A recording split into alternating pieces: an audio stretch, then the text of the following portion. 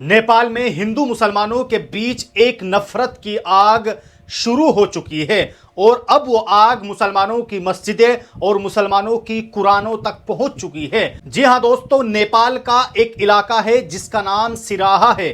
सिराहा और उसके आसपास के इलाकों में पिछले कई दिनों से हालात बहुत ज्यादा खराब है।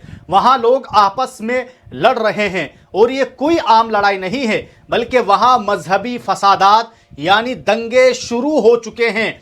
अब तक इन दंगों में 4 से ज्यादा लोगों की जान जा चुकी है और बहुत से लोग जख्मी हालत में हॉस्पिटल में पड़े हुए हैं।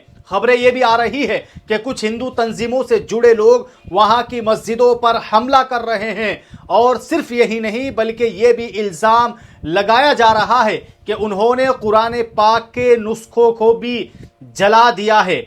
सोशल मीडिया पर आजकल कुछ ऐसी वीडियोस वायरल हो रही है जिन्हें देखकर किसी का भी दिल रो पड़े। इन वीडियोस में साफ देखा जा सकता है कि एक गुस्से में भरी भीड़ मस्जिद में घुसकर तोड़फोड़ कर रही है और उसमें आग लगा रही है। सबसे ज्यादा दुख की बात तो यह है कि यह भीड़ रास्ते में चलने वाले आम लोगों को रोककर उनसे उनका मजहब पूछ रही है और फिर उन पर हमला कर रही है।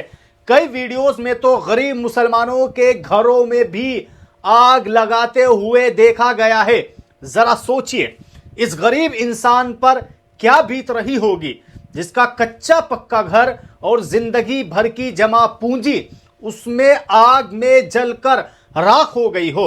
हालात इस कदर बेकाबू हो चुके हैं कि अब नेपाल की पुलिस और फौज को सड़क पर आना पड़ा है।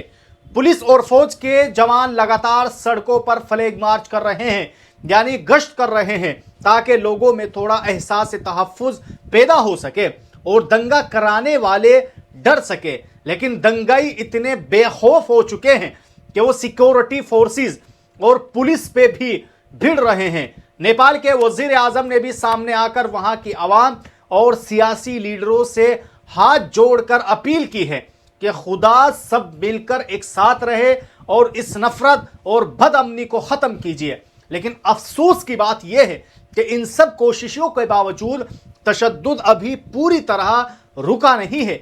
इन्हीं नाजुक हालात को देखते हुए इंतजामिया ने सख्त कदम उठाए हैं। सिराहा और उसके आसपास के जिलों जैसे धनुषा और राजब्राज में इंतजामिया ने पूरी तरह से कर्फ्यू लगा दिया है।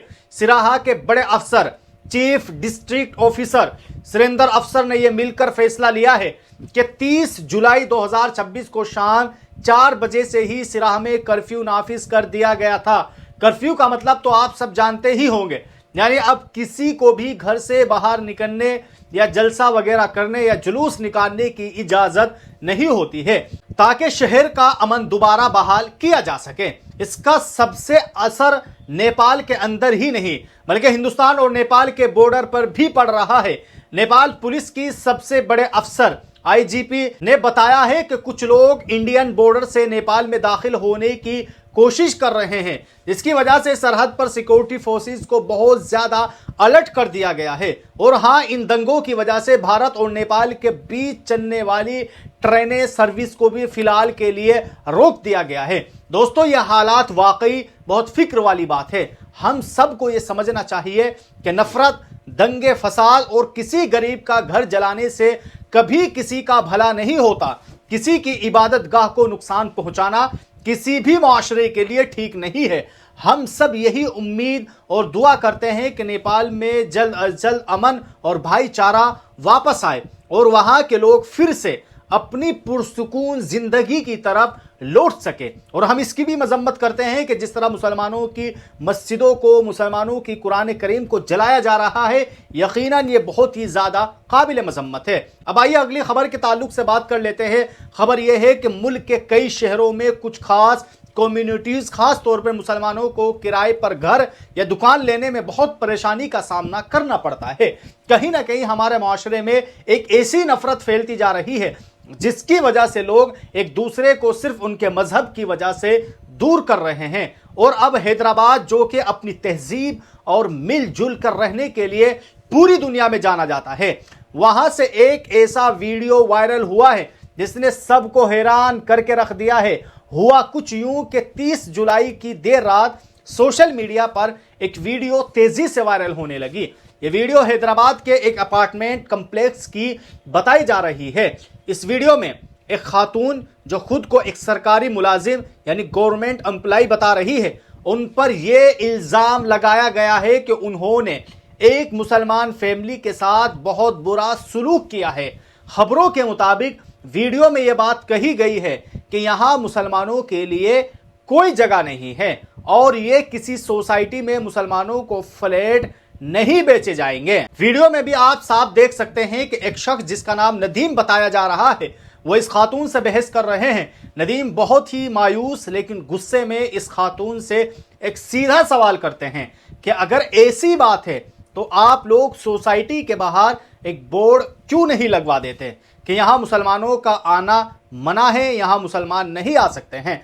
नदीम ने मजीद पूछा कि क्या हमारी हुकूमत का कोई कानून है या फिर आपकी इस सोसाइटी का अपना बनाया हुआ कोई कानून है। अब जाहिर है जब कोई ऐसा सीधा और कड़वा सवाल पूछेगा तो जवाब देना मुश्किल हो जाएगा। इस वीडियो में भी बिल्कुल ऐसा ही हुआ है। वो खातून जो इतनी बड़ी बड़ी बातें कर रही थी, नदीम के इन सवालों का कोई सीधा जवाब नहीं दे सकी। नदीम बार बार उनसे पूछता रहा कि आखिर इस सोसाइटी में किसी मुसलमान को अपार्टमेंट खरीदने से रोकने की असल वजह क्या है, लेकिन इस खातून ने एक लफ्ज नहीं बोला। वो बस सवालों को टालती रही और आखिरकार वहां से मुंह फेर कर चली गई। दोस्तों, ये वाकया सिर्फ एक वीडियो नहीं है, बल्कि ये एक बहुत बड़ा सवालिया निशान है हमारी सोच पर। एक तरफ हम चांद और खला में पहुंचने की बातें करते हैं और दूसरी तरफ हम आज भी इंसानों को उनके नाम और मजहब से तोलते हैं। कोई भी सोसाइटी हो या कोई भी अपार्टमेंट, वो मुल्क के कवानीन के हिसाब से चलता है और कानून किसी को भी मजहब के बुनियाद पर घर लेने से नहीं रोकता। जब एक आम इंसान, चाहे वो किसी भी मजहब का हो, अपने बच्चों के लिए अच्छा घर ढूंढने निकलता है तो उसे ऐसी बातों से कितनी ज़हनी तकलीफ होती होगी, ये तो वही समझ सकता है, ये तो वही शख्स समझ सकता है कि जिस पर यह गुजरती होगी। और हमारे मुल्क भारत में आए दिन ऐसे वाकयात देखने को मिलते हैं कि जहां मुसलमानों को टारगेट बनाया जाता है कि मुसलमान इस सोसाइटी में नहीं रह सकते, कि मुसलमानों को इन सोसाइटी में घर नहीं मिलेंगे। आखिरकार ऐसे नफरती चिंटुओं से हम पूछना चाहते हैं कि इन लोगों को ये किसने अधिकार दिया है, जब हमें हमारा कानून इस बात की इजाजत देता है कि किसी भी मजहब के मानने वाले किसी भी नस्ल के जहां चाहे किराया मकान पर ले सकते हैं, जहां चाहे घर खरीद सकते हैं, तो फिर इन चिंटुओं के खिलाफ कानूनी कार्रवाई क्यों नहीं होती। असल में इसकी वजह सबसे बड़ी यह है कि आजकल जो हमारे भारत के अंदर ऐसे हालात देखने को मिल रहे हैं कि चारों तरफ मुसलमानों को निशाना बनाया जा रहा है, सिर्फ और सिर्फ इसकी एक वजह है। वजह यह है कि उसी वक्त इन लोगों के खिलाफ कोई भी कानूनी कार्रवाई नहीं की जाती। अगर ऐसे लोगों के खिलाफ फौरन कार्रवाई कर दी जाए तो शायद आगे कोई इंसान या कोई भी नफरती चिंटू इस तरह की हरकत करने के लिए 100 बार सोचेगा।